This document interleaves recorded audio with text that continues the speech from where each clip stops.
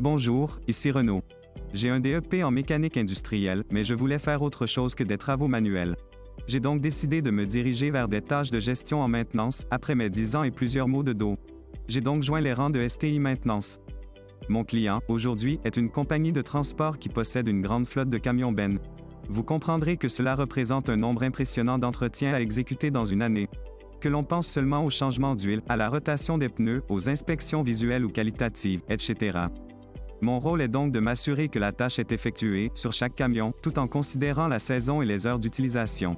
Je jongle avec plusieurs paramètres, afin d'optimiser l'utilisation des ressources, tant matérielles qu'humaines, et réduire au minimum la durée des entretiens sur les camions.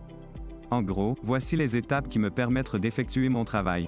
Je tiens d'ailleurs à souligner que mes collègues sont toujours disponibles si j'ai une question, c'est agréable de se sentir appuyé. L'exemple que j'utilise autour de moi, c'est celle du DJ. Pour éviter la cacophonie de 10 groupes jouant leur musique en même temps, mon rôle, c'est d'être le DJ qui s'assure que toutes les chansons jouent au même rythme pour créer le beat parfait.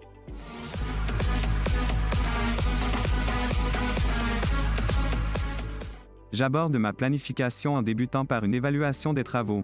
Je vais valider les travaux à effectuer et m'assurer d'avoir les pièces en main. Ce dernier point est important pour diminuer les pertes de temps. Ensuite vient la préparation des travaux, la partie la plus importante. Je dois commander les pièces manquantes ainsi que les ressources. Dans mon cas, je dois définir la durée des travaux avec l'un de nos mécaniciens au garage. Comme plusieurs camions sont impliqués, je dois aussi m'entendre avec les gens de la production, ceux qui exploitent le camion, afin de savoir quand les camions seraient libres pour aller au garage. Dernier point de la préparation, je dois m'assurer que tous les travailleurs ont en main les documents techniques pertinents pour leur travail.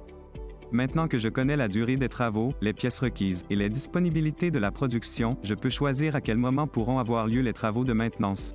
On appelle cette étape l'ordonnancement. L'ordonnancement peut s'étaler sur quelques jours à toute une année dépendamment de la nature des travaux. Après que les travaux auront eu lieu, il est important de faire une analyse de l'exécution afin de déterminer l'écart entre la théorie et la réalité. On entre alors cette information dans le système afin d'être à jour lors de la prochaine planification et s'assurer de suivre les indicateurs de performance. Vous comprenez que grâce à moi, mon client possède une flotte de camions-bennes en bonne condition et que les travaux de maintenance ne nuisent pas aux opérations.